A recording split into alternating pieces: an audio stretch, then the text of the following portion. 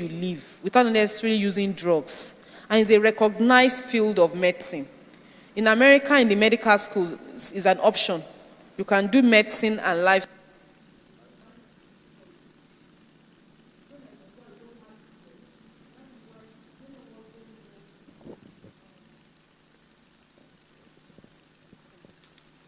Many of us don't know a lot. And I will confess to you that the things I know now about lifestyle. Hello, okay.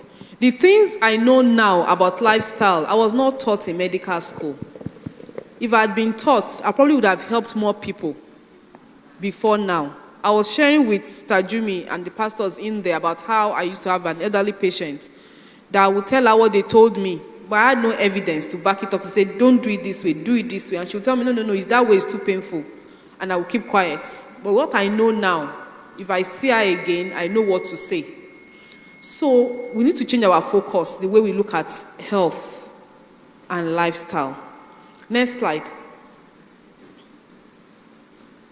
And I always like starting with the book of John, the third book of John. There's only one chapter in that book that talks about the will of God for us to remain healthy. 3 John verse 2.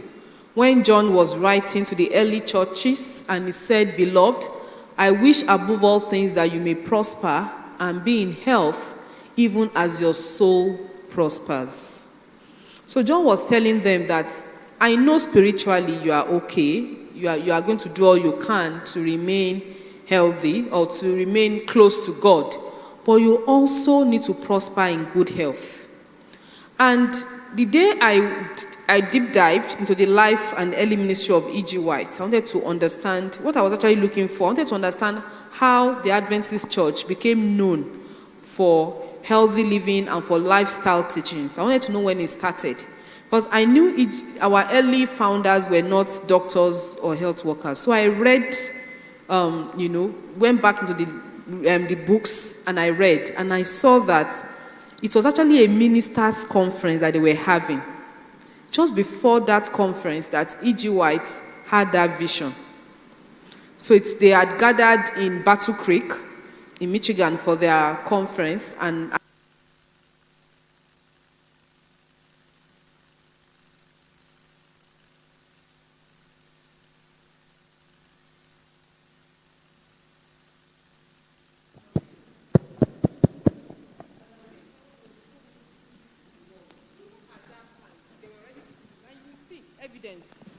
I'm sorry.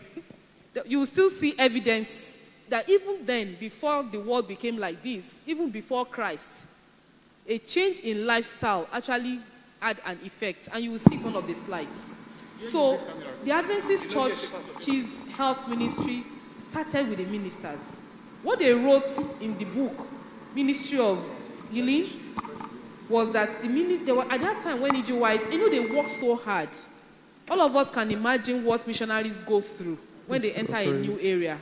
And when E.G. White and the early church leaders started, it was not easy for them as well. And they were dedicated men and women. In the writing, E.G. White said many of the leaders were already sick and frail at that time. And they didn't know what to do. That they will still try their best, attend to their congregation. When they are sick, they are sick. When they can come, they will come. But at that day, when E.G. White got that revelation, things started changing.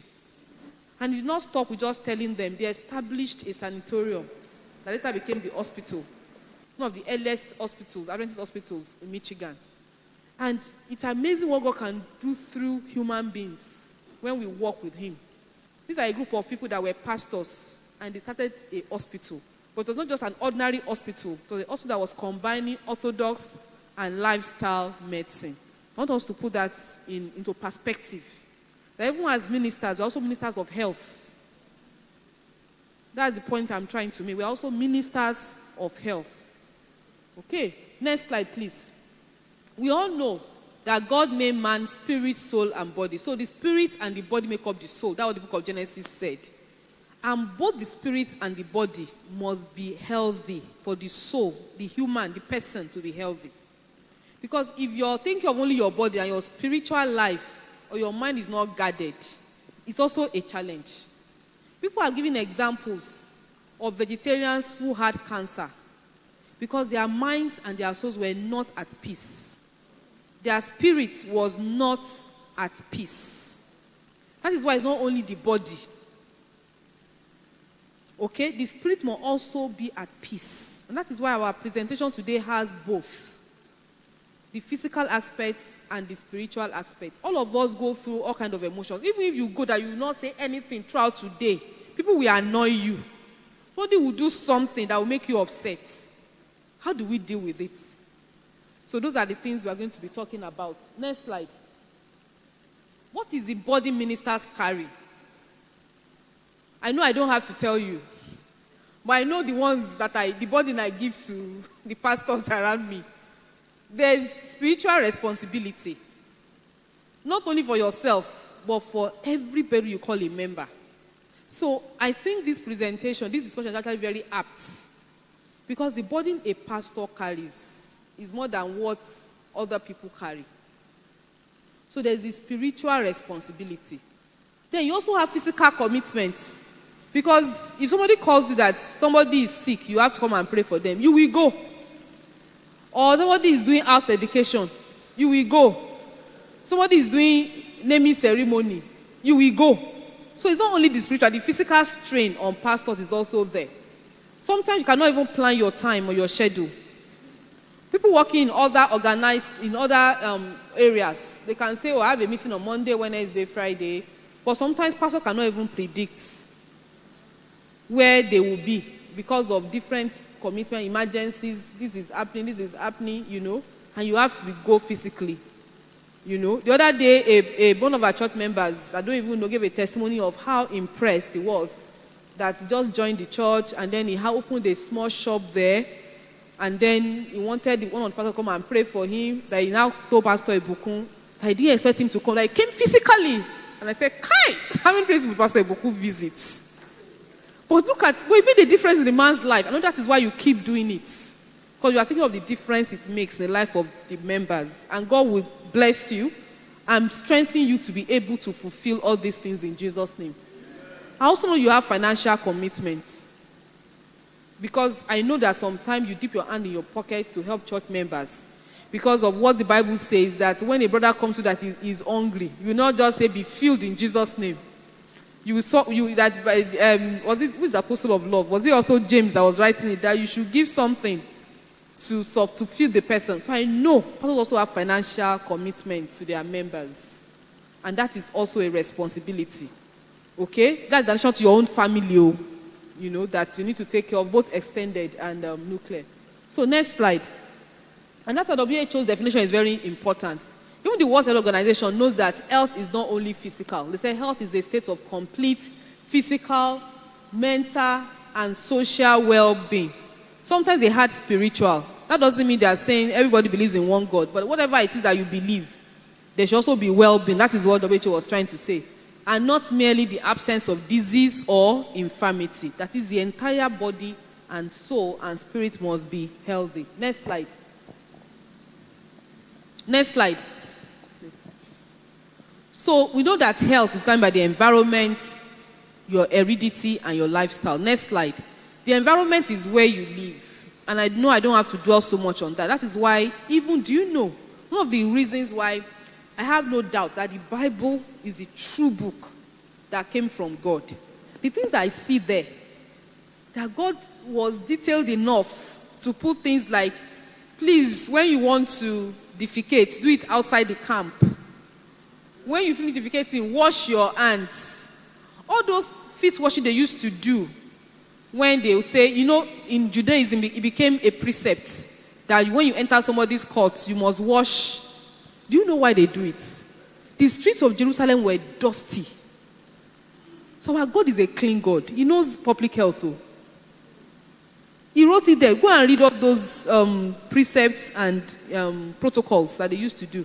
They will wash, they will carry their, because they used to wear long robes. They would outside the old street of Jerusalem. So when you enter somebody's house, wash your feet. It became like a spiritual or religious activity, but actually a health thing.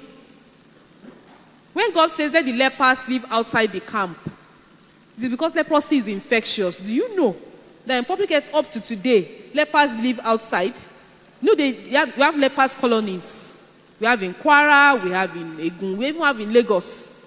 Because it is infectious. We are trying to reduce the stigma. But the truth is, even in public health, we know that leprosy will remain infectious until they are given the drugs and the bacteria is killed. Okay, so God knows public health. So we know the environment matters. So let us do everything in our power. That is why we wear masks. We say we wear masks, we wear it. But we know that our salvation is not in the mask. But we'll still say, okay, this is what they said. Now, infections, of course, Africa, COVID is a classical example, right? Because COVID could not thrive in Africa. And God is so good. Because if COVID had thrived in Africa, all these mega pharma politics and money, you've not seen anything. Because you know how many we have. We would have gotten more money. So, but God is gracious. The COVID virus, like other flu, thrives more in temperate, while things like malaria thrives more here. Who knows? That means even malaria, that is even, all those antigen, antibody things that have been happening because of malaria, that is protecting Africans, in addition to the hot and humid environment. Radiation is another physical. This environment is about physical things that can affect health. So infections in the environment, radiation, like when there's atomic, blast, or there's a bomb like Hiroshima, like when Japan bombed Pearl Harbor, America retaliated, bombed Hiroshima. People were having abnormal children for a long time, and the one that happened in Russia. So these things are real, but they are very few. How often do they happen? And then the climate and extremes of weather. When there's a flood, a tsunami, Katrina, all those things, they can kill people, we know. But they are limited. Probably infections is like the most common that happens among all these things. So that's environment. Next slide. So heredity. What if one's parents have a particular genetic disorder? And we look at the other side too today. We know that many times people have diseases that their parents don't have. Is it not true? People have this that their parents, and we'll talk about it a bit to know why it happens. The truth about genetics is that it's probability. So when a parent has a gene that determines something, the child may have it, may not have it. When the child has it, the manifestation of that gene also depends on the individual.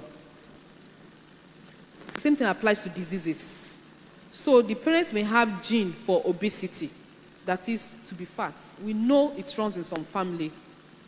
The parent will have the gene for elevated high blood pressure, that there's high blood pressure in that family, and then there's also the one for blood sugar.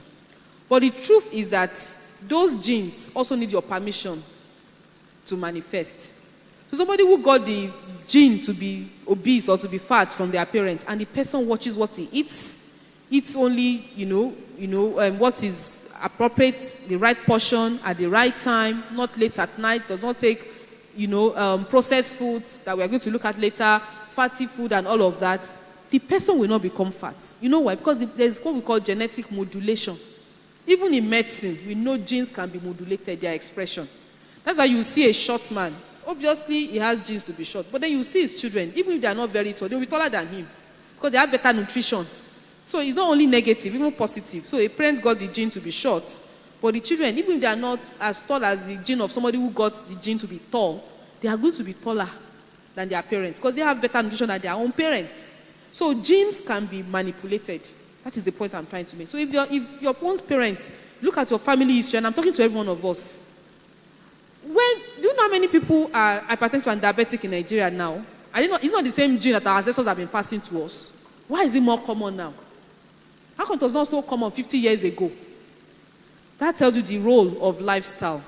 That is why this slide says diseases are like a loaded gun. Genes can load the gun, but it's the lifestyle that pulls the trigger.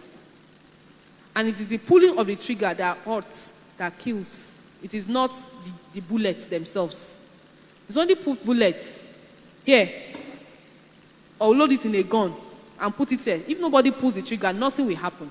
So the genes can load the gun, but it's the lifestyle that actually pulls the trigger and causes the harm. So if one's parents have been hypertensive or diabetic, don't have fears. You just mitigate it by living right and avoiding those things. People also tell me that, there's an elderly man in the village that nothing was wrong with him. He was never diabetic or hypertensive. And yes, here is a son, hypertensive at age 50. So that's why I said even some genes, there are some people don't get the genes, but their lifestyle just provokes it. So heredity is not everything. That is my point. Because it is the lifestyle that pulls the trigger. Next slide. What are the things in the lifestyle? There are only 3 things in 3 categories. Diet, which is what to eat. Physical inactivity, not being active enough, which is what Dr. Jack must have discussed at length, I'm sure. And then habits. And habits are not only smoking and drinking.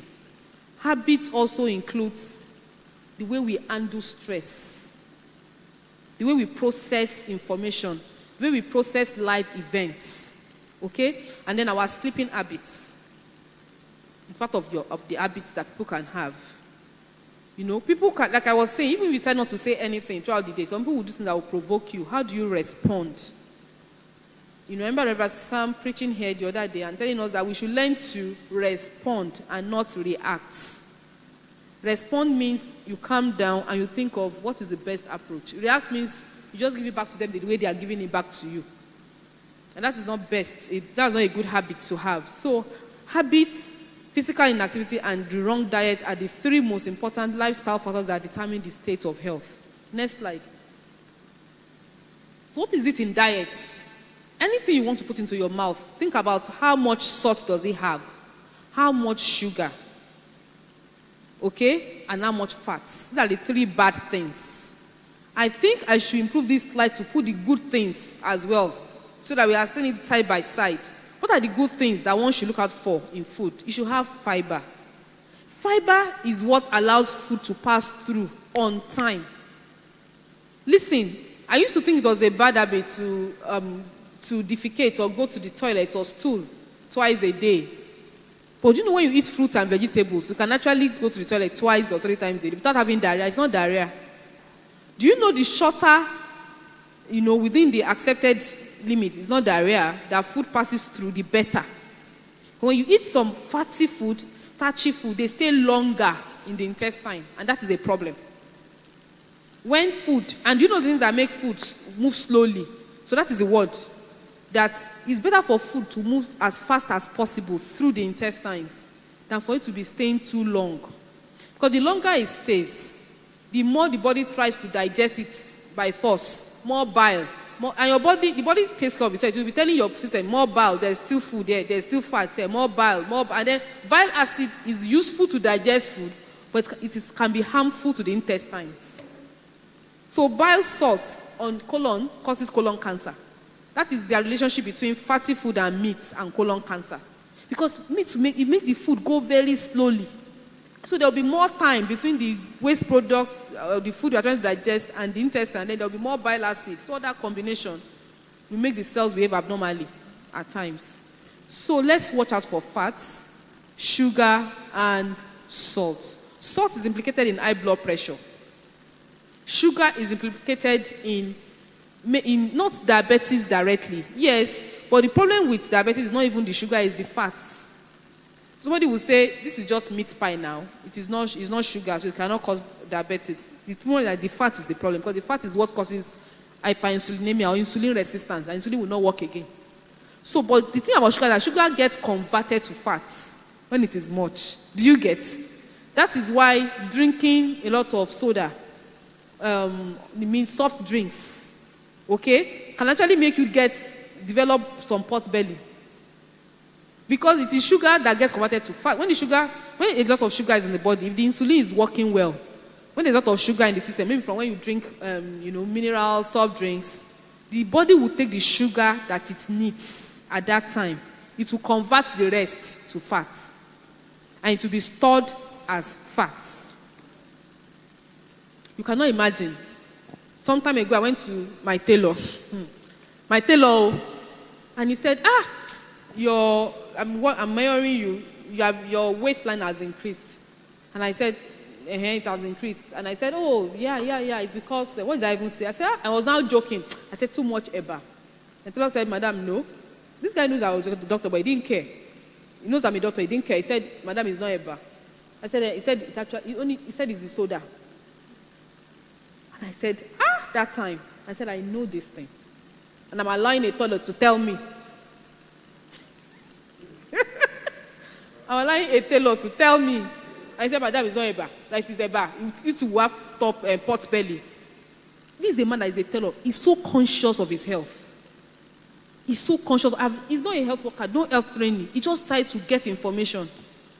He said he doesn't want to. I said, okay. He said he doesn't want to be giving money to me and my colleagues. I said, Madam, this is not, this is sugar. This is soda and all the things you drink. And I said, I know this thing. So my point is, sugar gets converted to fats. And that is the problem. So people will wonder, what does sugar have to do with being obese? That is the problem. The body will take the sugar it needs and convert the rest to fat. And those who drink beer, and they think beer does not have sugar, if you know the amount of sugar doesn't have to be always sweet though. The one that is fermented in that beer is also sugar, and it can also cause, of course we all know, it causes pot belly. Something we even as a child, we all knew that people who drink used to have pot belly. Next slide. And where do we have a lot of salt, sugar, and fats? In refined and processed. Look at that woman's table. Many of us walk like this. And this is actually what makes a lot of corporate people obese. But the corporate men now, they know how to take care of themselves. When we were growing up, a while back, a lot of people in the corporate setting used to have hypertension, stroke, because of things like this. But many of them are smart now. I know some of them that they built a gym in their office. Yes, because they are coming to work. You are coming, you are saying, oh, this work is stressful. You are coming at 8 a.m. The Oga has come in at 7 a.m. He has exercised for 1 hour. He has a gym, he has a shower, he has a wardrobe. So he comes to the office with his sportswear, he works out for 1 hour, has his bath, and then stresses all of you in the meeting. And then he's still going on with energetic, and you're wondering, what is his secret? Because he works out and he takes care of himself. So we should not be living like this. I know it's tempting, and you know why we do this? It's something they call stress eating. Stress eating. Stress eating means, and I want you to look at it and see if you do it, because I do it. Stress eating is when you are stressed and you just have the urge to eat. And it's something I have to control. Stress is when you are working and you are stressed. You are not hungry. You just want to put something in your mouth. So do you know the solution? Surround yourself with the right things. While you are working on not stress eating, if you must stress eat, let it be an apple or a grape beside you.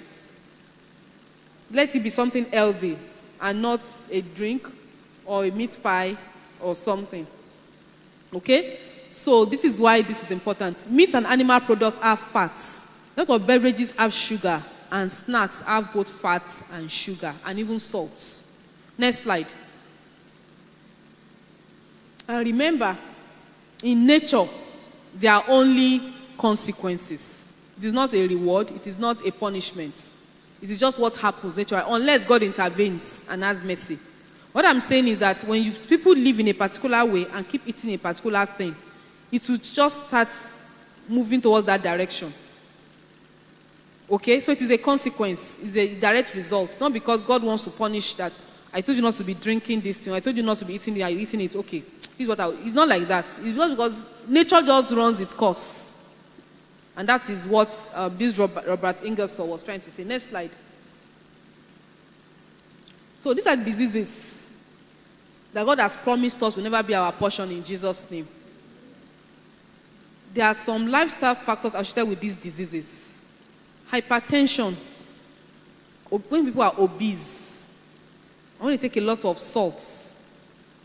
Okay, those are the risk factors to hypertension. Coronary heart disease that people call heart attack is actually mostly from hypertension. And do you know what happens? What causes it? So the pressure in the blood vessels is high. Then the blood vessel has particles, that we call, that block the make it more narrow. And they not only make it narrow, they also make it brittle. They eat into it. So it can break. That's what causes, stroke. But when it is in the heart, those things will block the vessels in the heart and cause heart attack. So when that thing happens in the heart, it causes heart attack. When it happens in the brain, it causes stroke. The one in the heart is usually blockage. The one in the brain can be blockage or breaking. So there's a picture that I think I should get that will show you how the vessels are narrowing gradually. And that narrowing, it is not how big somebody is or how fat the person is physically. It has to do with truncal obesity. There's something they call truncal obesity. Truncal obesity means the middle part of the body has fat.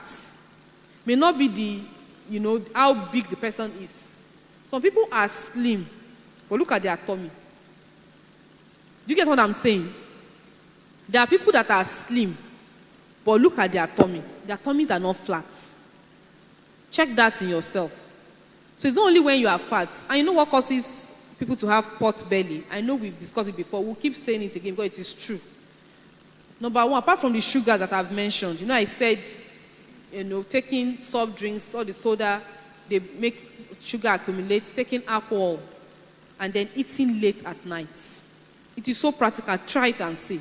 Stop eating at 6. And I'll recommend 6 p.m., to be honest. Stop eating at 6 every night and see what will happen to your tummy.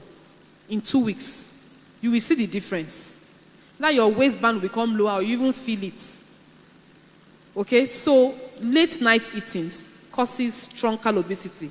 So it is that middle part where the fat that matters most. Not just how fat somebody is looking.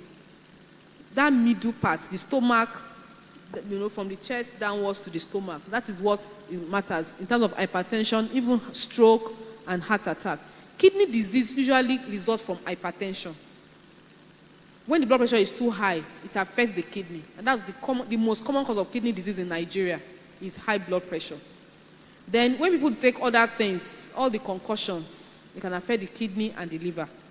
That is why don't be buying this is agbo, this is agbo, that is agbo, this. If you are the one preparing it by yourself, some leaves are medicinal. There's no doubt about it.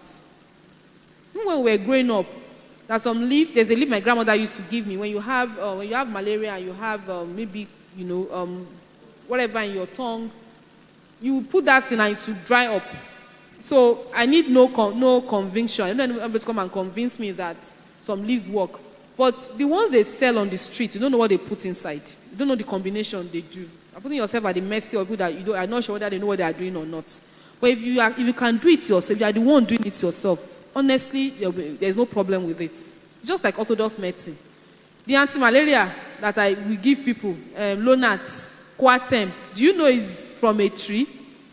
It's the Chinese that produce it. The name of the tree is not a secret. It's a herb. And it just made into white tablets. So if you have the tree at the back of your house and you have malaria, will I say don't cut it and eat it? It's true. That is how simple it is. So my point is, if you are the one doing the thing and you know that this thing works for this, like the lifestyle medicine, not only don't eat this, don't eat that. Sometimes we assist patients by giving them something that boosts their health. And some of those things are like supplements that we buy in the market, but now these are natural things. Like eating moringa, for example. Like there are some other things that I know. Eating moringa, eating wheatgrass that controls blood sugar. Wheatgrass is a fiber. It sucks up all the bad things in the guts and helps to control blood sugar. Like taking garlic, like taking ginger. These things are so good, sir. Bitter leaf. Some of these things are good, like taking walnuts. So they have medicinal. So I'm not saying don't take them, but not the one you will buy from somebody's tray. Diabetes. There's something, a bad relationship between high blood pressure and diabetes. It's just a bad combination. So I call it metabolic syndrome. That is obesity, blood pressure, and diabetes. They often work together. When a patient has one, It's just a matter of time. Usually they will have the other one. When the patient is hypertensive, because the hypertension will set the process in motion faster than before. The person may not even be fat. So these things are very linked. Then cancers, there are so many of them, and it's more common in Nigeria than before. And then arthritis is also a lifestyle disease because it has to do with food and exercise. For arthritis, two things are important. Red meat. If people have pain in their joint, try it. I know I've said stop eating meat and see what it will improve. It may not go completely. And then now combine it with exercise, it will stop. Because when you exercise, it will be very painful. I was sharing also in the past, it's been very painful initially. My aunt that did it said when she had gone to America and come back, and they told her the only solution to her knee problem is to do a surgery, which will cost money. She has to go to America. Then they have to be away for many months. Somebody now told her, try diet. She said it improved a bit. But she didn't even stop meat too, but at least she controlled her food. Somebody else now said, try and walk. And because she didn't want to go back to America and spend dollars to do surgery, she started trying the walk. That the first day she walked, her house is a bit mountainous, she actually went up the slope, came back, that she had to crawl back home. You know when an adult is crawling like a child, the pain was more that day. That the person said, keep at it, keep doing it. So the second day she tried again, the pain was there. But by the end of the first week, that the pain had reduced. She didn't have to crawl again. She could walk back home. And that in 2 weeks, the pain stopped. That is how powerful lifestyle medicine is. If she's seeing me in the hospital, she'll be paying consultation. And I will load her with ibuprofen. And ibuprofen will give her ulcer eventually. Which one will you choose? Which one do you think I will recommend to somebody I'm close to? It seems harder. It seems easy to just pop a pill. I hate popping pills. When people ask me for drugs, I'm just looking at them. I will not take it myself. I don't like them. So if there's something that can be done, let's do it. Because they're actually more beneficial. You know why? Because they not only solve that problem that you have, they also solve other problems. You will not believe that a single lifestyle change can help everything on this list. Red meat is implicated in hypertension, implicated in cancer, implicated in kidney disease, implicated in obesity, implicated in arthritis. Just one thing, red meat. Meanwhile, I don't have one drug that will take care of all of them. So if you come to me in the hospital, I will write something for hypertension, something for diabetes, something for arthritis. Some patients take up to 7 drugs. Are we together? Some patients take up to, if you see the list, you write for, the average hypertensive takes 2 or 3 drugs. And then when you now have arthritis, we slam them with ibuprofen. Then they have this, slam them with this. They have, what that amuses me most, and you know the one that makes me laugh the most? Hypercholesterol. So what this fat is high. Instead of us making the person, sometimes we tell them they don't answer us, but we don't emphasize it too much because that is not how they taught us in school. We are more easily likely to write a prescription, anti-cholesterol drug. That's what that makes me laugh the most. Because it's the simplest thing to correct. If they say your cholesterol is high, what should you do? Let me hear from you. Because if they say, if you do a test, and it's a blood test that we do for it, and we say high saturated lipids, whatever, high density lipoprotein is high, low density is high, what would you do? Lifestyle change, because it's something that is causing the cholesterol. You were not born with it, though. It's something that caused it. If you rely on only the medicine, we'll write it for you. And our anti-cholesterol drug, they cause body pain. But if you don't help yourself, the doctor wants to help you, and he doesn't want anybody to sue him and say, you know there's this medicine, why you need to write for them? That's why we always write the medicine for you. Not because we don't like, we'll still write the medicine. But we'll tell you if you can do this in addition. But now if somebody I'm close to, I'll see the person and tell the person, you don't have to take this medicine. Better you cut this, because it's something that is causing it. And when you do the right thing, you will see the change. That is the truth. And remember what I said, it's not only fat, even sugar gets converted to fats and lead to that So what I'm saying is that a single lifestyle change can actually reverse all these things. But there's no single pill that can undo all of this. In fact, each one of them, there can be 1 or 2 pills for each one. Are we together? Please, let's stay together. Next slide. And of course, our mama, E.G. White, said it a long time ago, that God is not responsible for the suffering that follows the disregard of natural law. It's the same thing that man was saying about consequences. That is consequence, it is not a punishment. Okay, she also said most people suffer because of their wrong course of action. They disregard the principles of health by their habits of eating, drinking, and even walking.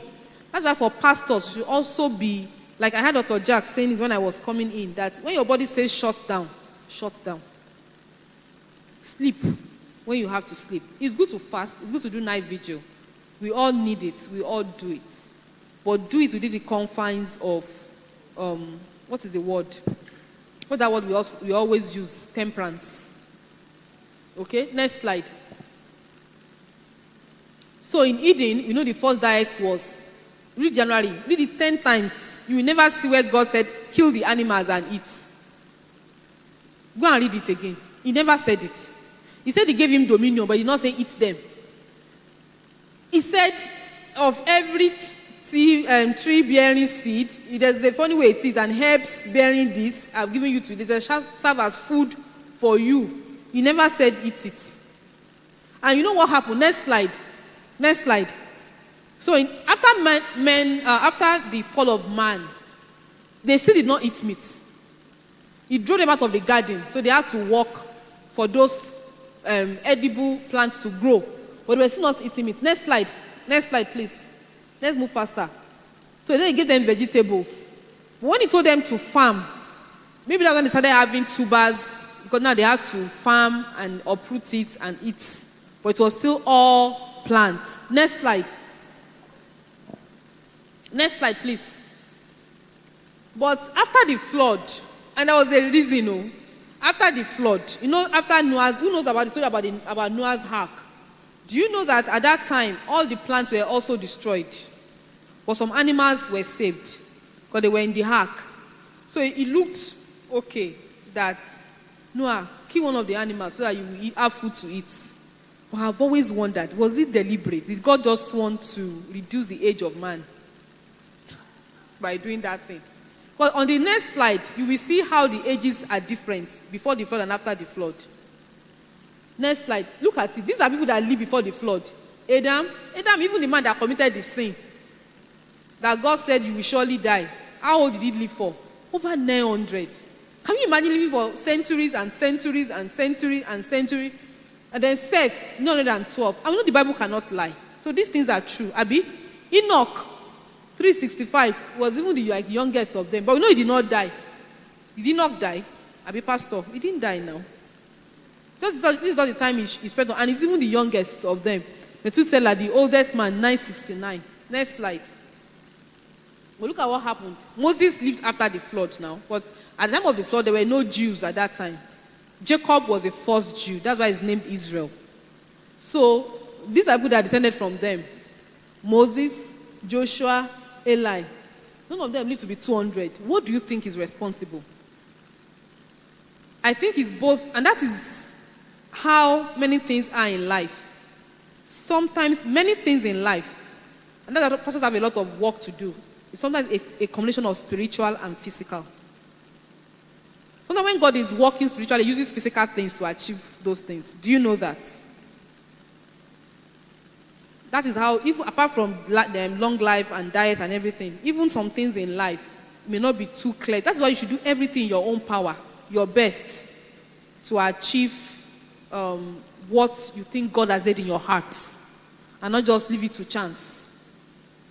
If God says I will be the best student in this class, I'll not just be walking around and be saying, God said I'm going to be the best. I'll also try and work towards it. Because many things in life, sometimes the spiritual and the physical work together. That does not remove the place of miracles and God doing things. But as long as the light that we have, whatever we think we need to do to achieve something, we do it while we pray. Okay? That is what I want to try to bring out with these two slides. That after the flood, they started eating meat and the age reduced. Next slide. So these are what they were eating. before the flood, you can see the nuts and the seeds, and then after the flood. Next slide. In the US now, they live for 77 years. Nigeria, 54.5. COVID has reduced this thing. There's a slide. Go to the next slide. There's a slide that shows how COVID has reduced life expectancy to a large extent. Is this deliberate? Are there signs of the end? Yes, they are. But there's a virus. Another thing about physical and spiritual. Okay, next slide. Next slide, please. Okay, these are the causes of death. Most of them are man-made. Hypertension, diabetes. In the past, do you know, as at the time I was just getting to medical school, the most common cause of death in Africa is not stroke. It was not stroke at that time. 25 years ago, the most common cause of death was not stroke. But do you know now, number one cause of death, even in Nigeria, among adults, is what? Look at coronary heart disease. Nigeria is the low-income group. It is still heart attack and stroke. Those are the most common causes of death. Meanwhile, many years ago, when people were still eating pap and akara for breakfast, and not taking burger and everything every day for breakfast, or even then, when people eat night food, other stressors were not there. Somebody asked me a question in this church before. He said, there's an old man in Ibadan, 80-something years old, that the man still drinks Coke and is fine. I said, but the man does not stay in traffic for 5 hours. The man does not wake up at 4:30. So some things are not absolute. I said, he said, there's another man in the village that smokes. I said, yes. The man breathes fresh air. He goes to the farm every morning. He walks to his farm. He does exercise. I'm not saying smoking is good. I'm saying don't compare yourself with others. You don't know what they are doing. Okay?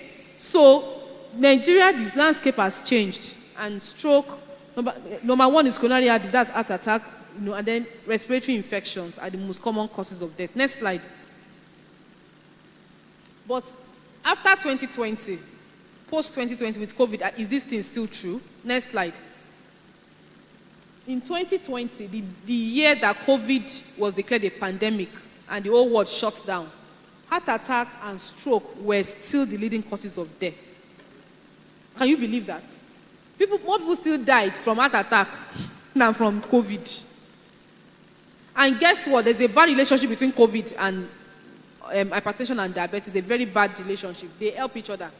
Never before now could we have thought that an infection and a non-communicable disease will work together. Do you understand what I mean? Normally, communicable diseases stay on their own. Non-communicable stay on their own. It's only cervical cancer that we know that a virus can cause it. But before, you won't say a virus will make somebody have stroke. But do you know the COVID-19 virus can cause stroke? So to make the blood clot more. So those are the bad relationships. And most people that die from COVID, go and check it. Nigeria, abroad, Asia, Europe, the people that had diabetes and hypertension. Do you understand what I mean? Most people that die from COVID, I didn't say people have it and they recover. People have it, they don't even know. But diabetes, hypertension, people that have it were the ones that died most from COVID. Next slide. Next slide. And that is how life expectancy reduced. Is this deliberate? Is this God trying to reduce the lifespan of man? Next slide. So can COVID-19 be a disease of lifestyle? I know it is important at this time for us to keep reminding ourselves. Yes, it can be. Because some people are exposed, but they don't have infection. You know why? That means they're exposed means that somebody had COVID in their office and they didn't catch it. Because their immunity is so strong that the virus cannot enter. Some people have the infection, they have the virus, but no symptoms. They call them asymptomatic carrier. Some people have the disease, but they are only sick slightly. For some people, they will be so sick that they will need oxygen, they will need intubation, they will need ICU, because they also have other... Why do you think America suffered so much? Because half of the population are diabetic. Many of them are hypertensive, they are obese. That's why they suffered so much. Okay? Comorbidity is commoner in the elderly, and the elderly have more of these diseases as well. And of course, natural remedies work. That's another evidence as a disease of lifestyle and immunity.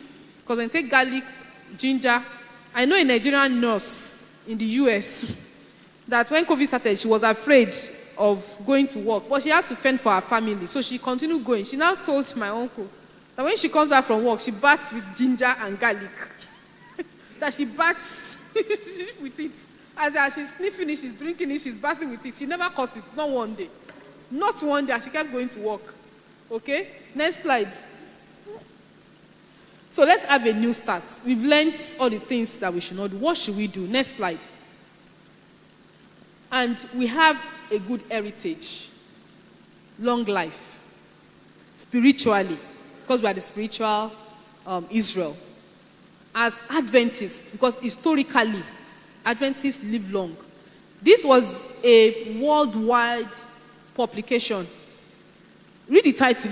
I took it directly, lifted it from the website. It was shown on National Geographic in 2005. And this is their slide. This is not us designing.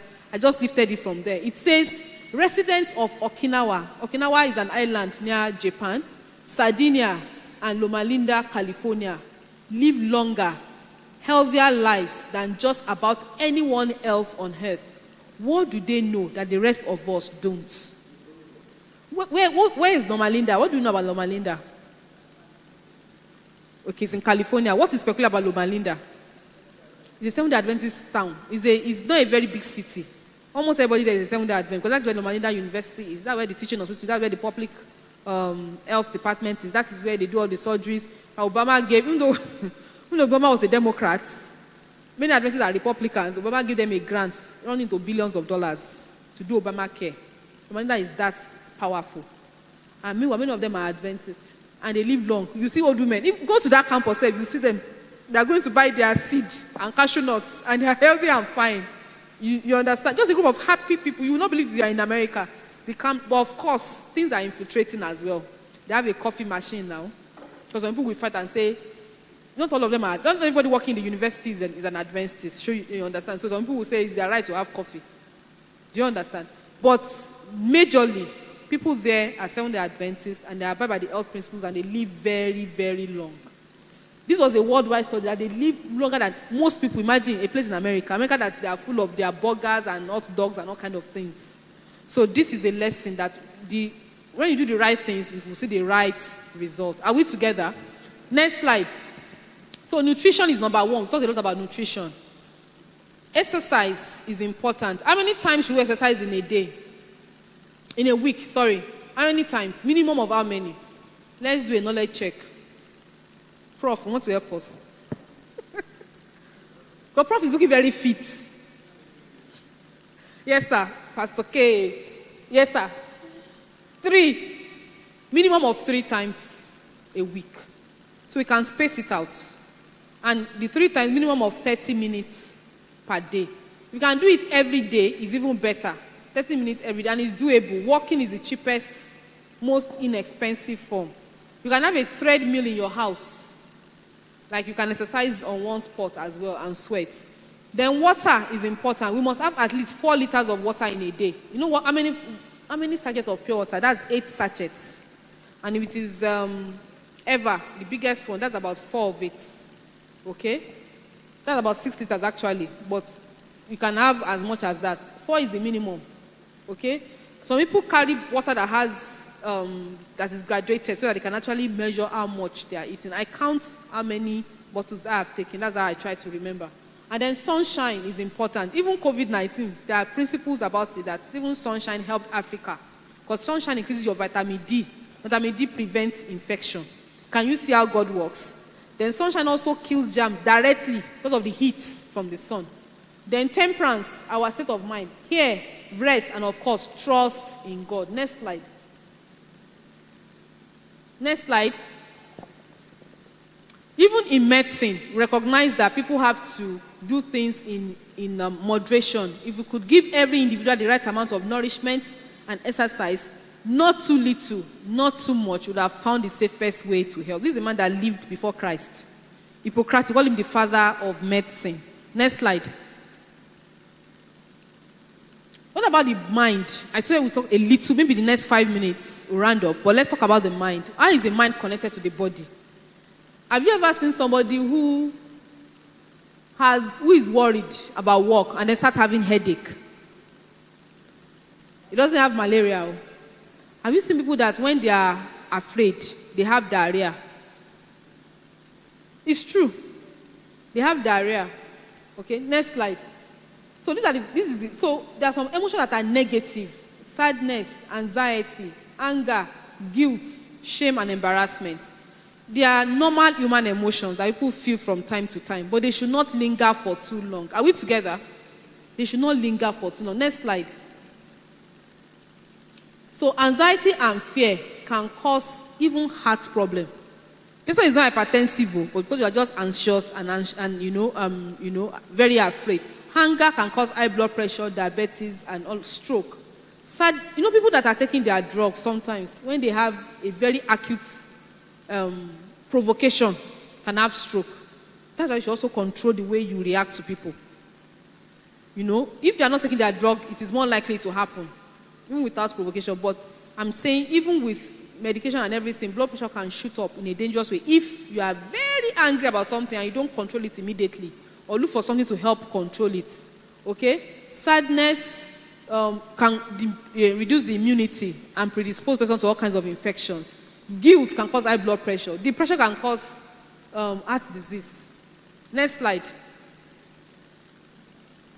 There's a study done in America and it says psychological stress. See what I said? Psychological stress is the strongest predictor of cardiac events, including cardiac death, cardiac arrest, and heart attack. What is psychological stress? The one that comes from the brain, what they annoyed you. They say it's the strongest predictor of whether somebody will have stroke or not. Not only the blood pressure. And that is where the spirituality of being ministers come in as well. Let's apply the principles that God has given us about how to deal with issues. Next slide. They also studied women. And they said for women, tension between the career and personal commitment to spouse and their children and even friends was a factor associated with heart disease in women. So women also are vulnerable. They did that study among how many women? 202 professional women. So whenever they have conflict, so that means we must ask God to help us to balance our lives. And then when you are now a minister on top of it, so you need to balance it and ask for grace to deal with all these things. So medical fact that the body and the mind are linked, and I will not waste our time. The way we feel emotionally often becomes the way we feel physically. It is true.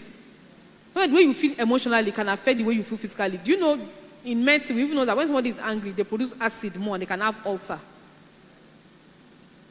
Some people have ulcer when they are angry. And it is explainable medically. Because when you are angry, your adrenaline goes up because it's trying to help you manage stress. Then epinephrine will go up, it will trigger acid production, and then the person will have pain. Okay? So the way we feel emotionally often becomes the way we feel physically. Our brain responds to our thoughts and our emotions by releasing hormones and chemicals into the body. The chemicals and hormones are the link between the body and the mind. And these chemicals also trigger diseases. So adrenaline, so for example, you see a dog running, I know I've done a dog is chasing you, a wild dog. The way you will run. Somebody jumped a fence. And he said when he looked back, he said, did I just jump that thing? But an attack dog was chasing him and he jumped over the fence. Do you know why he was able to jump? Adrenaline. He just pushed him. And adrenaline gives, so we call it fight or flight reaction. It's either it will help you to fight the person or to run away. It's a preservation, it's a natural preservative method that the body tries to preserve. God puts in nature some natural things that works for everybody. So there are things to preserve us. But when those things happen over and over and over, it becomes a problem. Because adrenaline is not only helping you to run, it will also increase the blood pressure. So when it keeps doing that repeatedly, today you are angry, tomorrow you are angry, third day you are angry, fourth day you are sad, the next day you are... It will just keep going up until the person becomes full-blown hypertensive. So that is the link between the body and the... So that was initially a mind problem. Somebody is annoying you or you are angry. Now becomes a physical disease. Are we together? Okay, next slide. So these are the hormones and chemicals. Adrenaline is the most common. Cortisol. Cortisol is the reason many strokes happen in the morning. But cortisol is the hormone God puts in our body to wake us up. So around 4:30, 5 a.m., cortisol level increases naturally. Because God is trying to prepare us to wake up. But when somebody is hypertensive on top of it, cortisol overshoots. And then blood pressure goes up too much and can cause stroke. Okay, that is how that happens. Next slide. So let's do something about it. Let's undo stress and negative emotions. Next slide. Turn off the stress hormones. You can turn it off. It's possible.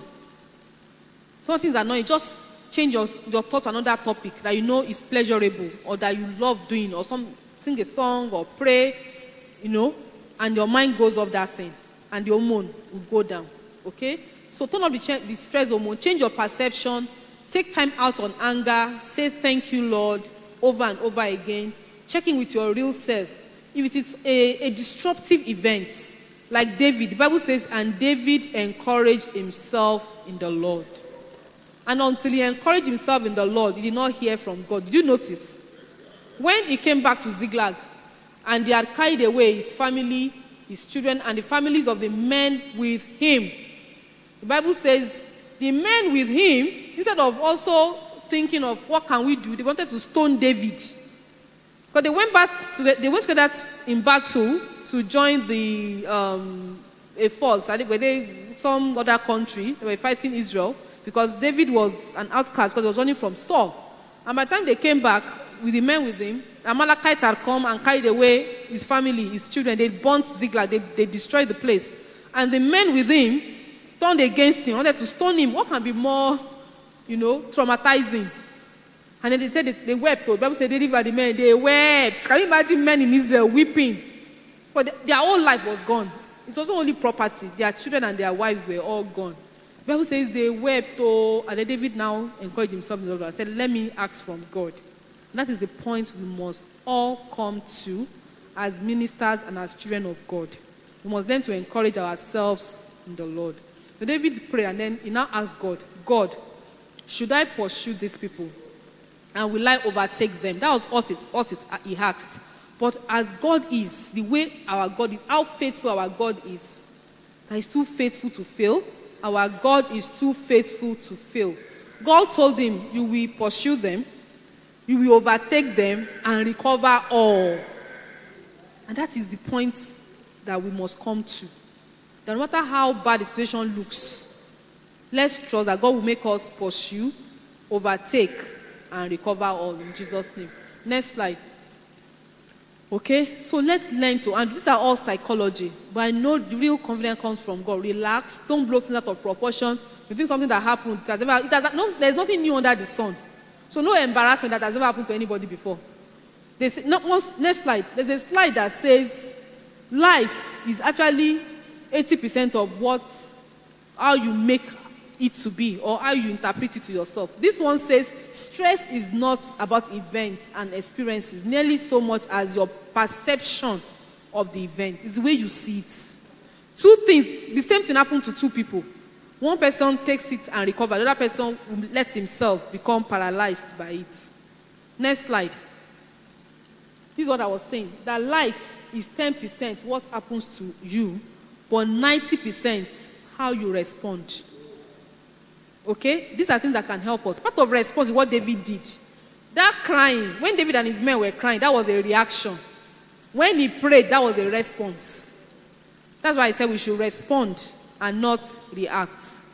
Create a gap between what happens to you and your reaction to the stimulus. What happens to you is the stimulus. What you do is your response. That response gives you the power to choose. Okay? Next slide. The Bible says in the book of Proverbs chapter 17 verse 22, it says, a merry heart does good like a medicine, but a broken spirit dries up the bones. I tell the patients I see, when you'll be treating two patients, the same disease, the same issues, the same drugs. One is responding, one is not responding. So I'll tell them that, see, wholeness comes from the heart. I said, getting well comes from within. You must decide to get well. And the moment that lady understood, the moment she understood me, things changed for her. Wholeness comes from within. Healing comes from inside. It must start from within. Next slide. And this scientist, Albert Einstein, who was a Jew, said insanity is doing the same thing over and over again and expecting the same results. We have to change our ways. That's the bottom line. Next slide. And Bill Clinton, who I was also surprised to see, very slim. I remember during Hillary's election, used to be chubby, remember? Apparently, after he was president, he had 2 cardiac surgeries because he was almost having a heart attack. And this president, a former president of the United States, told himself that he had to change his diet. He had to change his ways. He said, I went on essentially a plant-based diet. I live on beans, legumes, vegetables, and fruits. I drink no dairy. I drink almond milk. Pastor G asked me about almond milk earlier on. He drinks almond milk mixed with fruits and a protein powder. It changed my whole metabolism and I lost 24 pounds. And he weighs basically what he was weighing as a high school student. So anybody can change their ways. And it's never too late to start. Before this app I'm sure it was over 60. Almost 60. Next slide. And then consider these two.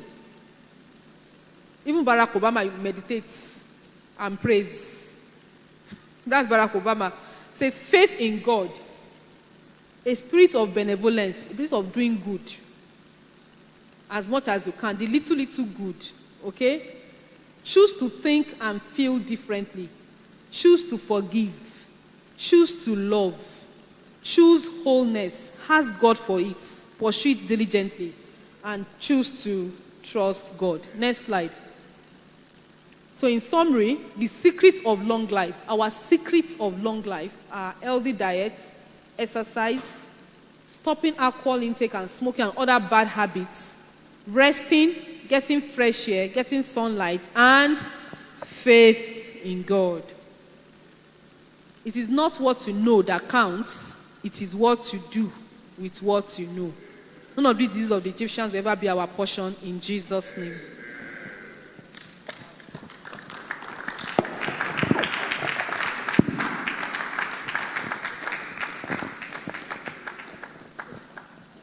Wow. I guess you can do better than that. Let's celebrate.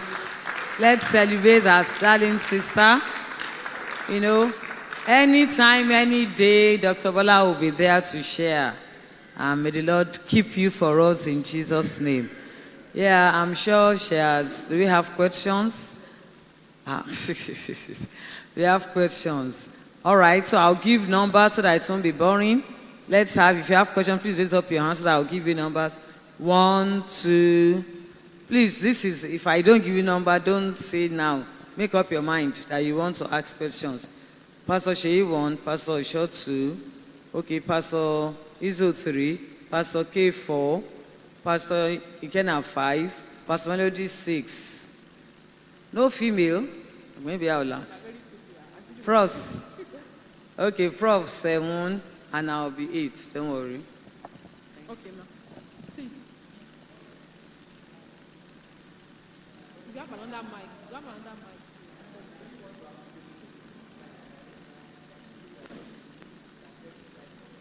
Yes. I can share the slides. In fact, I'll ask him. I'll send you. Okay. All right, ma'am.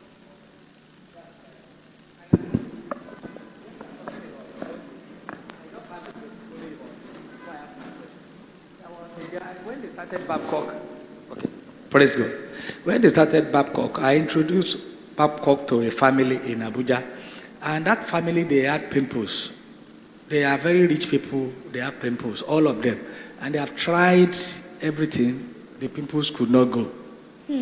Well, they now send this child to Babcock. By the time the boy came back the first semester, all the pimples disappeared. Pimples, oh. Pimples, yeah. It was a serious problem. But when the boy went to Babcock, actually they came to come and appreciate me with 250,000. That No, you don't. You Can you see that you are ministers of health? I don't even know. The mother said this has become a problem in their family. But when the boy went to Babcock, initially they called them that they are not giving them meat. They are very angry. But by the time the boy comes back, all the pimples disappeared. And it has become a medicine for all of them. They don't eat meat and they don't have pimples again. Wow. Yeah. So I want to say something about the diet that is okay. Yeah. But one thing I want to first ask question is that I used to go for medical checkup, maybe once or twice in a year. The last time I went for medical checkup, they told me that the only problem that I have in my body that when they check everything, I look like 45 years, and I'm 55. But they said every other things in my body is good, but I don't have any fat. That I should go and be eating fat. I'm sure they were not people that do those things were not doctors. It's those machines that they use now. They'll say your age is 45. So they said I don't have any fat in my body. That I should go and be using fat when they put me in the machine. So that I need fats. That's number one question. Then I read a book, Eat Right for Your Type. And the book said that your blood type reflects your internal chemistry. So in that book, all these things that they have showed was there, that before the flood, God's intention was not for us to be eating animals. But when there was no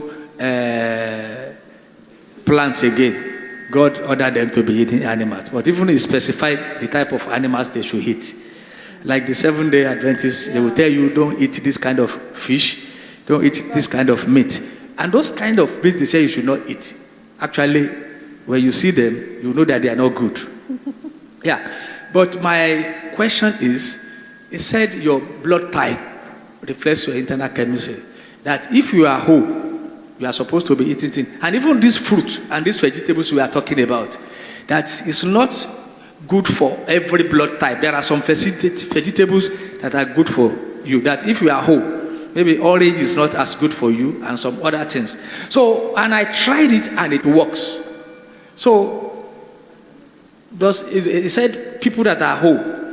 Like blood group O. That they should not take orange. No, yeah, that's not very good for them, and it's true. But what I'm trying to say is that, and they said, but meat, chicken are very good for them. But people that are A or B, that there are some that they should be purely taking vegetables. And there are some blood groups that they can eat both. So what do you say to that?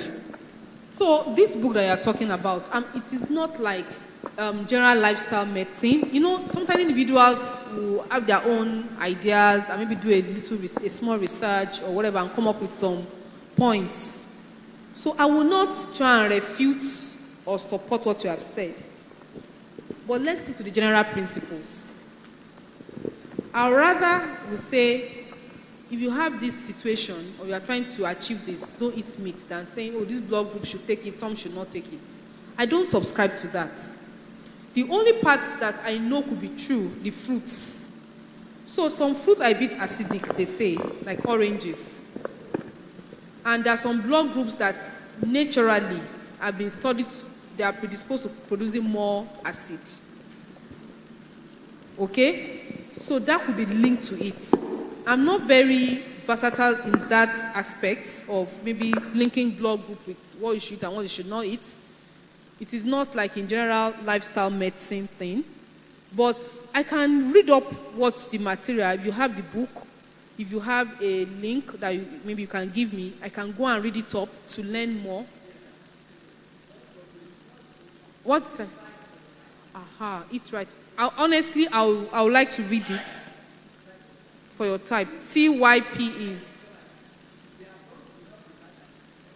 So I'll read it. I'll look at the group of people that did it and look at the evidence they have. It might be true. It might not be true, but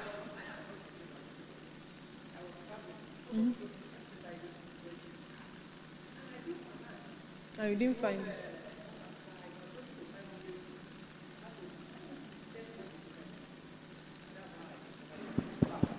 and you have experienced those things, that they work. And that they say I should not eat before I read the book. They are excellent. Excellent. Perfect. Okay, so I'll actually, you cannot underestimate the depth of knowledge that one can have. That's why I also like to know more, and I'll try and read it up, so that by God's grace, the next time we are meeting, I will give feedback on what I find and what I've been able to. I'll also ask questions from other people, experts that I know could shed more light if I have any barrier. Yes, sir. Who's number 2? Okay. Thank you, Dr. Bola. You know we are from the same place. Hallelujah. It's part of it, sir. Omagidini. Thank you, sir. Beni, Omagidini wa. Praise the Lord. Hallelujah. Yes, I like to drink Milo. Is it a crime? You mentioned snacks. Oshemigiri. Because I like to eat biscuits, you know. So I hope it's not going to be too. I hope it's not out of place. And then the issue of cashew, granola. Cashew nuts. Okay, I hope. Please say something about that. Then, when I fast, sometimes when it is extended, maybe my first reaction when I break out of it is to drink something, maybe like Ferrous or something like that.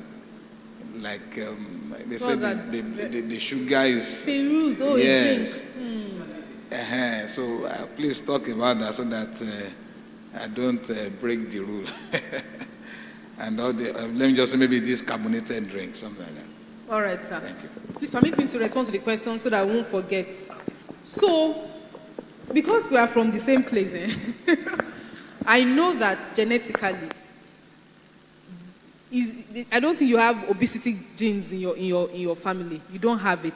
Those genes are not there. So that will account for why my uncle is taking all these things and it's not fat. But I'm sure there are also other things that he doesn't do. I don't think you eat late at night. Was it that one? Now, I'll start from Ferrous. Ferrous has gas. All soda have gas. That's why you switch them from juice. They have gas. And that means they have acid. Higher acid than others. And the time you should not even take them is after fasting. Because your stomach is totally empty. So you now take them, it stimulates acid production. And it could be harmful. So the most obvious out of the things you have listed is that Ferrous. Instead of Ferrous, eat apple. Or get a juicer that you can naturally juice drinks and keep in your fridge. And to give you the same satisfaction. Because those juices are natural and they are good, they have good taste. And there's also even a place for acquired taste. Cucumber mixed with carrots and 1 apple. With time, you will love the taste.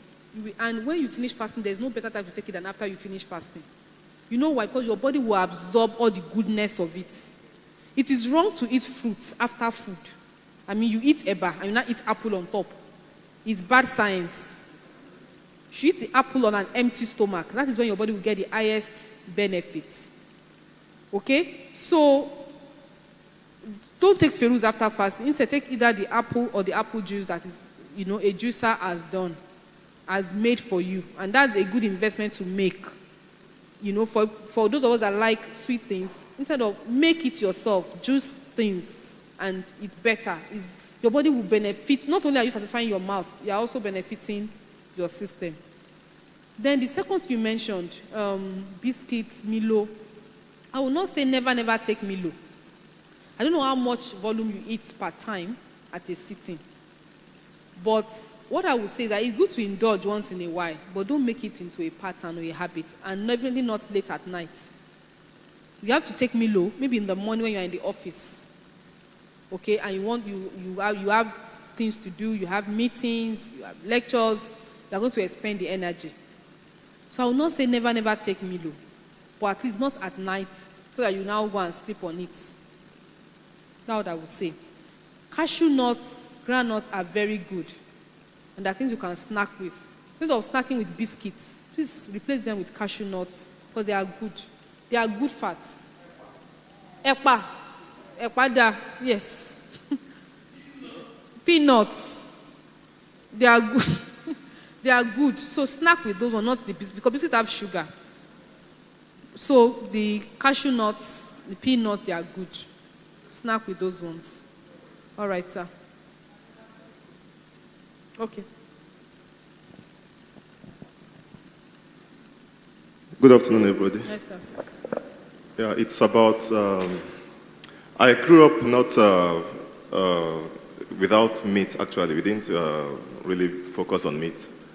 But then my wife says she can't do without meat, and so I find myself like thinking about the children. You know, I want them to grow up. I want the families to grow up to be, grow old and healthy. So I love taking bread. And most times, anytime I take bread or sugar, it affects me. I have pain in the leg. I'm trying to watch. Exactly. And milk too. So I'm trying to caution myself. But for my children, the first one likes bread a lot. The second one likes biscuits. So how can you advise me to create the balance? My wife wants us to be eating meat because of the children. That's what she says. So, and I can't stop that. I just want an advice. Thank you. I think they are very relevant questions that he has asked. So the truth is that children can handle meat better than adults. And if you are not giving children meat, then you have to be doing something deliberate to replace all the protein and all the things they need. So I would not say don't give the children meat. There are better ways of doing it, but it takes time and effort, and someone must be determined to do it. It's possible to actually raise children without meat. They do it all the time in many families. But knowing the constraints of the time and the effort, and all of that, because in Babcock, like you heard, they don't eat meat, and I know many families that is that soy protein that they eat. Tofu, thank you. But if she's not predisposed to doing that, fine. Children can eat it, but you don't have to. But I know what you are saying, that you want them to grow up that way so they can do without it. Well, there also has to be harmony in the family. So, achieve a balance. That's part of mental health. But you don't have to eat it. And I encourage you, don't start eating it because of them. You can make your own sauce separately. Maybe she will even start agreeing with you. And keep praying about it. Because everything about life is spiritual. So, with time, maybe she also see benefits. In seeing how healthy, how you hardly have these things.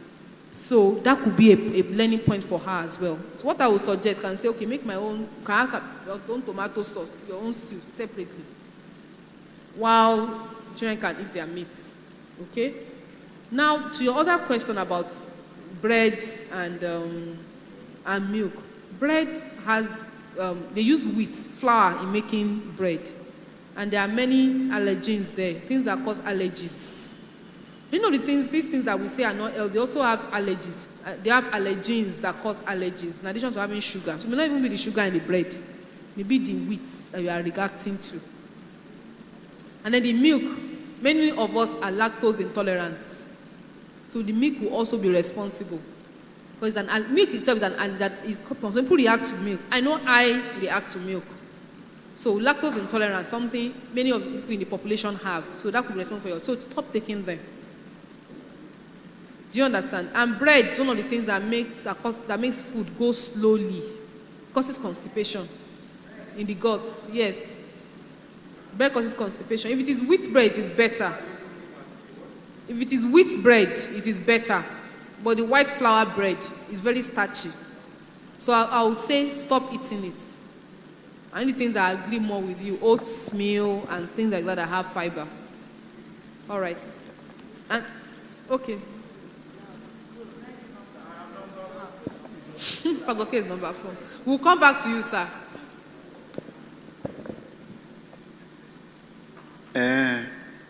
I'm number 4 anyway. Pastor K has to ask the question. No, you know who he is. No, before the question, I just wanted to say, Sister Jumi and Pastor G should stop looking at me when you are talking about bread. Of course. It is not fair. When I talk bread. Them, please, you need to help me call them at home. They have banned granite so that they can lift the ban. He's sending me to my sister. Please, help me. Okay. Help me call them. I'll ask them why. I'll do that, sir. It was too much. How do you know that one?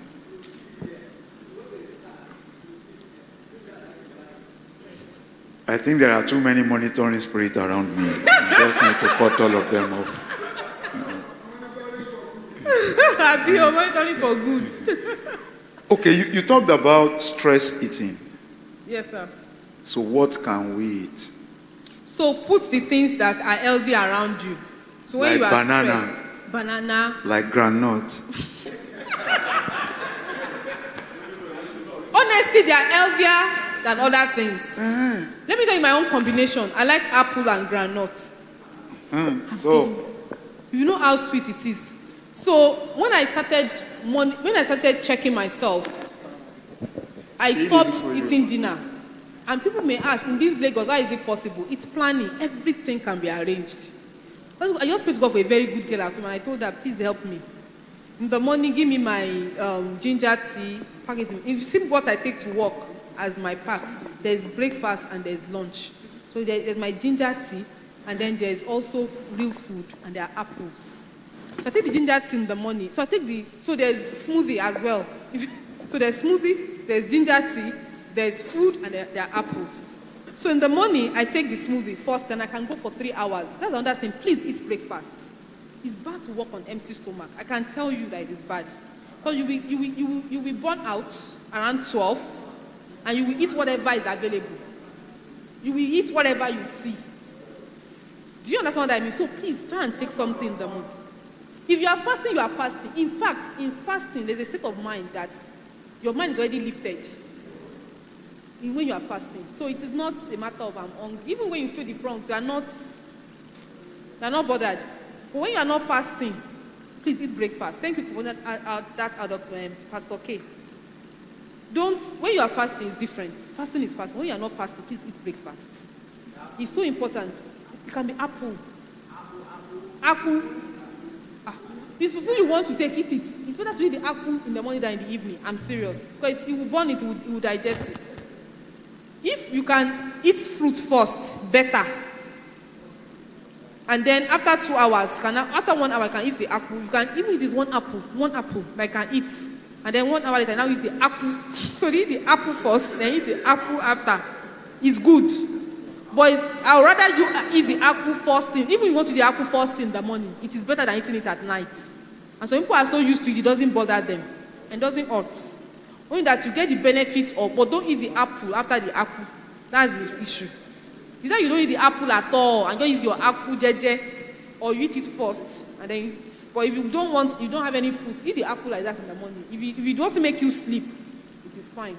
Do we get it? So I'll take the smoothie first, and I can go for 2 hours. I can have my morning meetings. I'm not burning out. So maybe around 1, 2, I'll not eat the food I took to work. Then when I'm closing at 4:35, I don't want to eat when I know I'll probably get around 7 or 8. So I'll not take the apple. Initially, it was just apple, and then I was just trying, and then I was like, this thing is not like real food. It's just fruit. I think I'm taking fruit for dinner. And then one day I had peanuts in the office, so I took a bottle of peanuts and I ate some, and I said like that tasted good with my apple. So apple and peanut became my dinner. So I'll start eating it from 5 p.m. from Agodo. I get to Lekki, maybe by 6:30, I'm eating 3-4 apples, and I'm fine. Do we understand? And so everything is about planning. So everything I'm eating that day is inside that lunchbox. And when I get home, that is it. Whenever I break the rule, maybe because we had long meetings and I'm not able to eat that rice on time, or maybe I eat it later, it doesn't go well with my body. I I don't feel comfortable. I'm happiest when I do those right things. And when I travel, that's what I say about planning. Whenever I'm out of Lagos and in a different environment, I'm in a hotel in Abuja, it sometimes distorts my plan and I have to put more deliberate effort. That's when you will see me eating at 8 p.m. and then I will feel it. I may even get fatter before I come back, sometime in the space of 1 week. I may even get fatter. I will know it myself. In 1 week, my boss told me before, that Abola will come on a trip and get fat. and then he said, I knew I had to change. He said it. He was just joking that we're enjoying. That's how you come on a trip and you get fat. And I said, he has a point. But the things I do in Lagos, I don't do. So it's deliberate and it takes planning. So let's try and put those things in mind. Next question. Initially, it may be hungry, but with time, our body gets used to everything. It's called a mental force. In French, they call it force mental. This brain can be taught anything. And to adapt. Initially, you'll be feeling the hunger pangs, and then later, you get used to it. It's when you now take the food, it will not become abnormal. Like when I eat late now, it's a challenge. So even me, I don't like it. Not because I know it's the right thing to do, because I don't even feel right after doing it, because I will not digest well, I will not sleep well. In the morning, I will be feeling bloated. When I do the right thing, when I wake up in the morning, I'm smiling and I'm happy. So one can train one's body to not to feel hungry after those things. Next, do we have other questions? I think we are fine. Okay, Prof. I know Prof is on the phone. Any other questions? Okay. So I had an experience just last week before coming to Lagos. I went for a ministerial assignment in a rural area and I wasn't familiar with that terrain. And I got there very late in the night and very, very late in the night, and the family has already gone to bed. So what they did was just to show me where to sleep.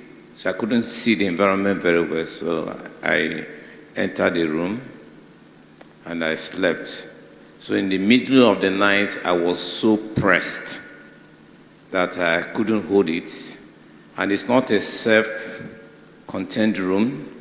And I couldn't come out of the room because dogs were barking everywhere, so, and the only thing I had on me was the Ever bottle of water, the big one, 1.5 liter. So I had to empty the water from the window, and I used the container to titrate.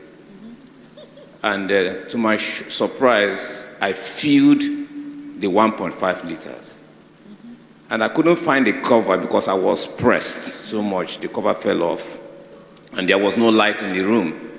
So I carefully placed the container close to the wall and supported it with something so that it doesn't spill. So I woke up in the morning to dispose it, and I discovered that the urine has dried up. Almost gone. More than half of the container was, I said, what happened? I looked around the floor. It didn't fall. It didn't spill. I said, what could be responsible for that? So I said, let me use this opportunity to ask, does urine evaporate in the night? Or is it witches and wizards that came to drink the urine?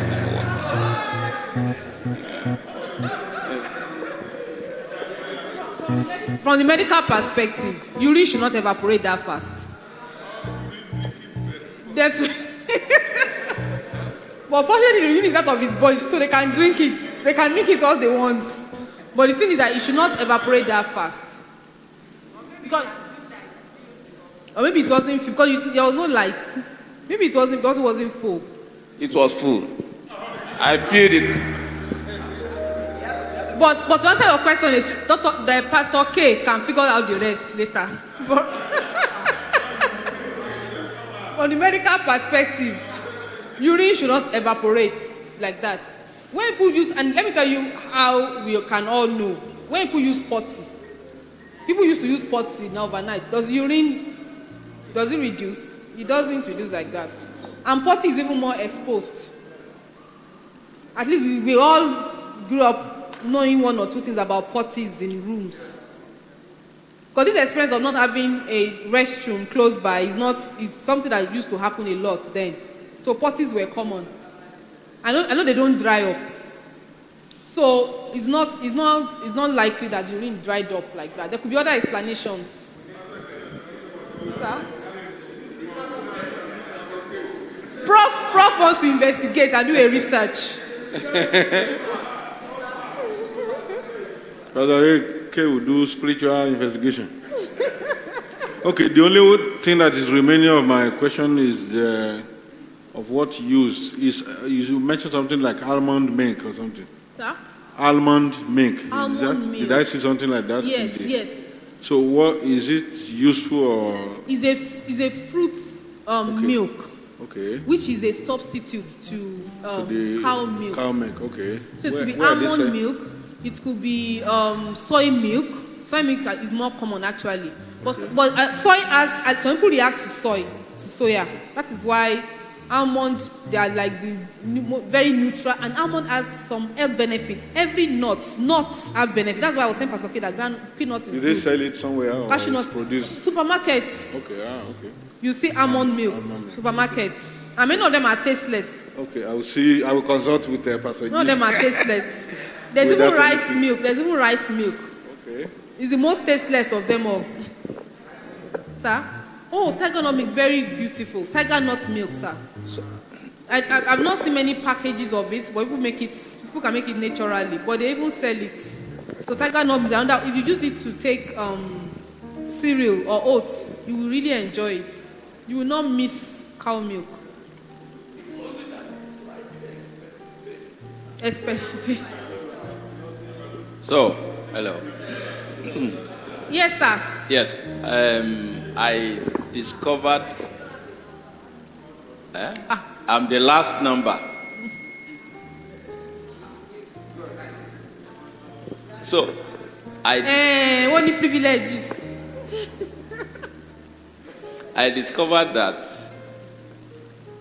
if I drink a lot of water towards the end of the day, in the evening, late in the evening, I feel thirsty and I drink water, and that affects the frequency of my urinating in the night. I don't like it. What can I do? Okay, sir. So during the day, I may not have time to drink water. I may not be conscious or be definite about it. But, when I eat, normally I eat between 6 and 7. You don't eat after 7? No, I don't. I don't like it. So, and I discovered that I now take a lot of water, thereafter. So, and it affects my sleep. From 2, I begin to now go to. How many times? At times 4 times. Okay. I don't like it. All right. Okay, thank you for the question, sir. Thank you. So one thing we needed to establish was the eating time. Between 6 to 7 is, please sit down, sir. Between 2 to 7 is good. Is within the acceptable range. So the things we need to look at are the number one, the content of the food. What type of food is it? There are some meals that you need to take, if they are starchy, it will make you feel like drinking water. Pounded yam itself, yam, Pastor G. Please do not harass my uncle, Pastor G.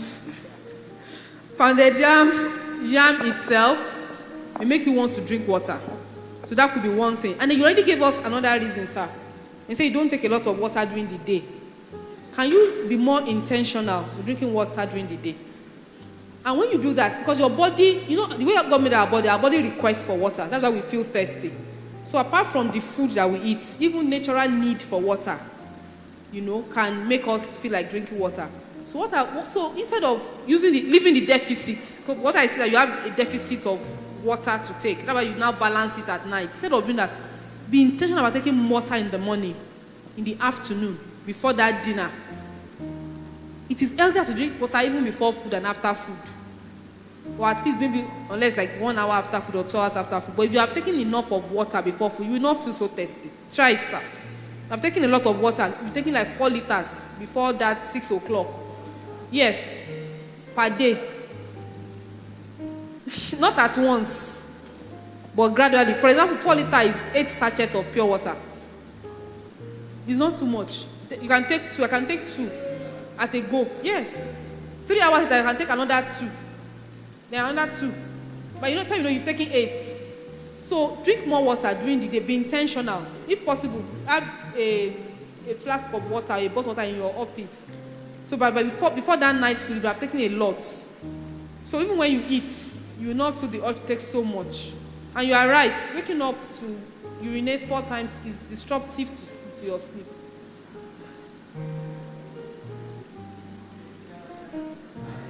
And it will not give you a good sleeping, time.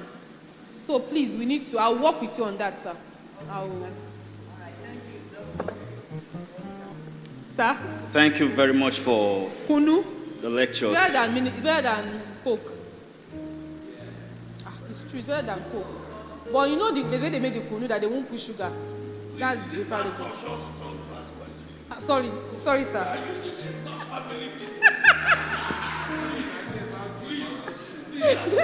Please answer. Thank you very much. Yes, sir. From the contribution Pastor Sheyi made, he talked about a book he read that gave a clue about kind of food some people need. Sorry? Wholesome food. No, the book he talks about. It's so I was trying to picture out something from what I deduced. Mm-hmm. Is it okay that we know our pH body system, pH value, so that we'll know at a certain point in time what kind of food we need to eat per time? Because there are some food you eat, it contributes to the high level of acidity in your body system.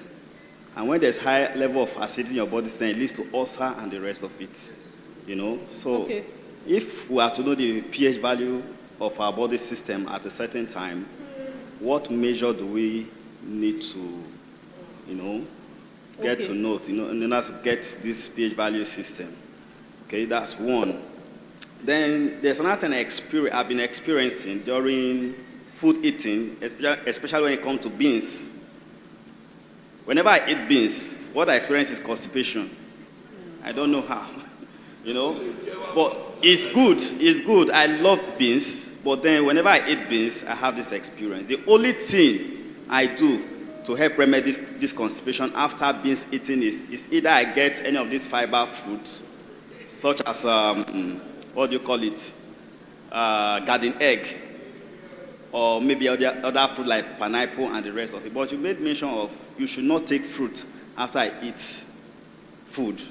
But for me to remedy this thing is I take these fruits or any of these fiber food after eating beans, and that's how I get my own help. So when you say constipation, tell me exactly what you mean. Okay, good. My stomach gets distended. Yes, and then if I feel as if it's not like there's digesting, gas. and then I don't just feel discomfort within me. All right, thank you for this. It's a very good question. I know many people feel that way. Beans is one of the best food that God has given to man. But it has fiber in itself. Actually, it has fiber. But the reason it may not be able to, some people don't digest beans well, is the coat, the skin. That skin is the issue. But some people do not digest it well. And I will not say always remove the skin, because the skin also has fiber. The skin is also good. Red beans. Oh, I didn't know that. Oh.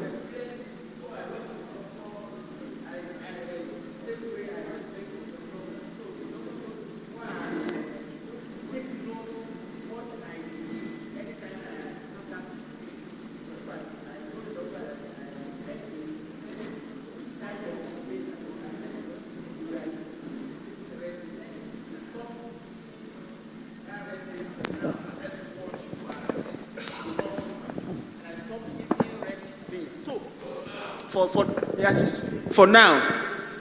So after a month, for a whole month, even if I eat beans, that white beans, even in the night, the constipation will not come. I won't experience it. So the thing stopped since over 10 years now. I've never experienced that. This is a good. So he said white beans is good because the coat is different from that. Yeah. No, you see now, it shows. You will know. We can know. You can know. You can know. Yes. You still know. Me, if I see white beans, I will know it is white beans.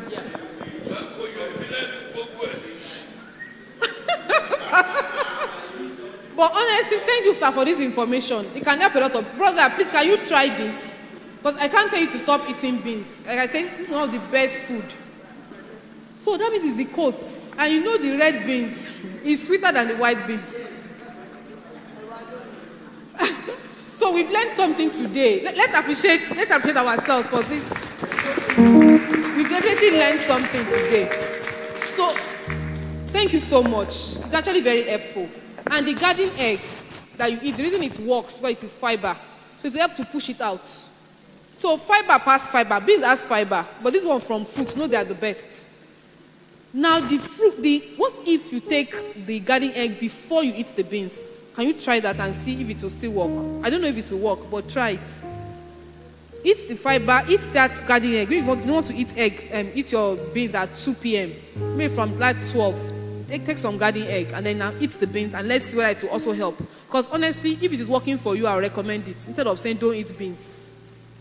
Do you get? One of the best food. Beans is good. We don't like it. We didn't like it as children, but I love it now. It's good food. All right. Thank you very much.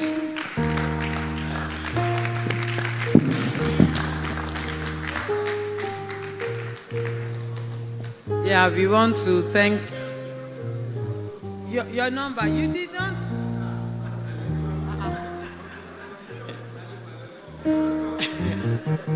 All right, so that Pastor Melody will not say I was partial. Let me bring the microphone to. So, some of the diseases that were mentioned that are not treatable, how do we handle them? Yes, ulcer, diabetes, about 3 of them. Arthritis, how do we manage them? Arthritis, ulcer, and diabetes, how do we manage them? You also said we should take fresh air. But where we are coming from, there is no fresh air in Abia State. It's only here we are seeing fresh air. So, no fresh air there.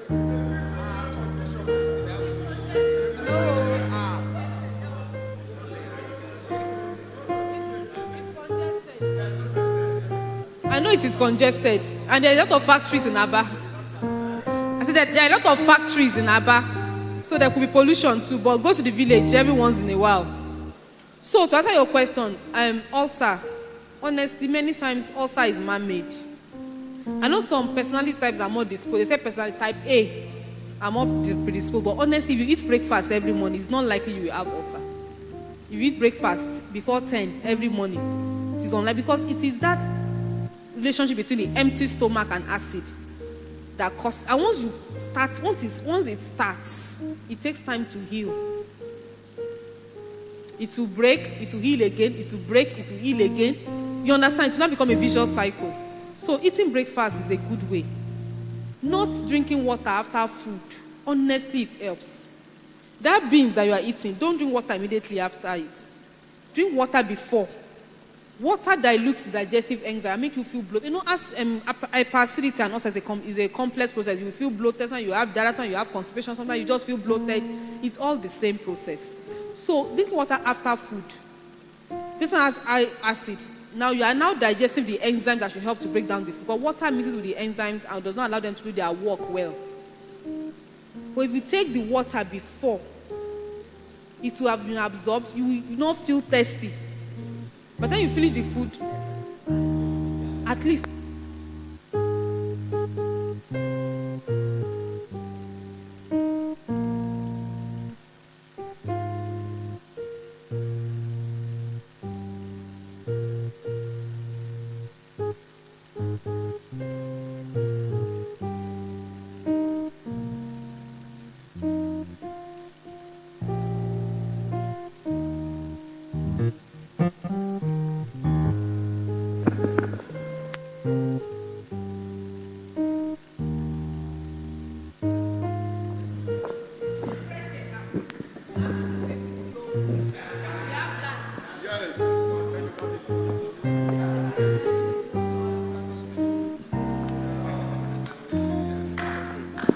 Praise the Lord. So the minister and his health. We are the minister and her health. We have been told now. And one of the quotations she gave was that it's not about what you know. It's not about how much you know. It's about it's about the things you do with what you know. Now they have given us, we have been told in practical terms, let's ask the Lord. Because, when we were in the pastor's office, I said, it's not only that we've not had it. And she shared a testimony of one of us who always hear it but doesn't do it. And one day was feeling funny and was feeling very, very bad. And just had to go to a pharmacy store and said, I guess it was the only one at home. I said, before I die in this house, let me just move out. And he said he went to a pharmacy store close by and just asked. And, he did a test, and before we go, we are going to do some tests here. So that's why he's still waiting. She's still waiting. We have set up a place there. We just go one by one. How many medical people are going to work with you, Pastor? Dr. Bola, what happens to what we are the test? Who will do it? The children are already doing eye to me. All right, do you have any medical person around that can help us? Pabuki said we are doing the two. What time? I thought we could do it right away.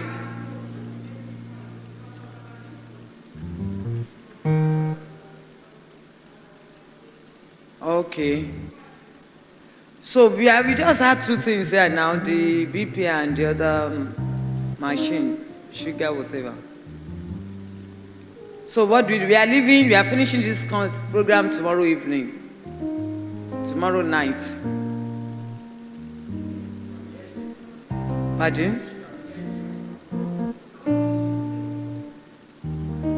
When are you finishing today? We are going on break now to be back at 6. Our next program starts at 6. Okay, maybe 5. Can we do it 5 to 6? Okay, all right. Thank you very much, Dr. Bola. So we are trying to set things there so that we could do some tests before we go. And it's important for us to know where the organization can come in. That's one of the things we have put in here. And everybody here must do. Everybody here must do the test. We need to also have an understanding. We are thinking of doing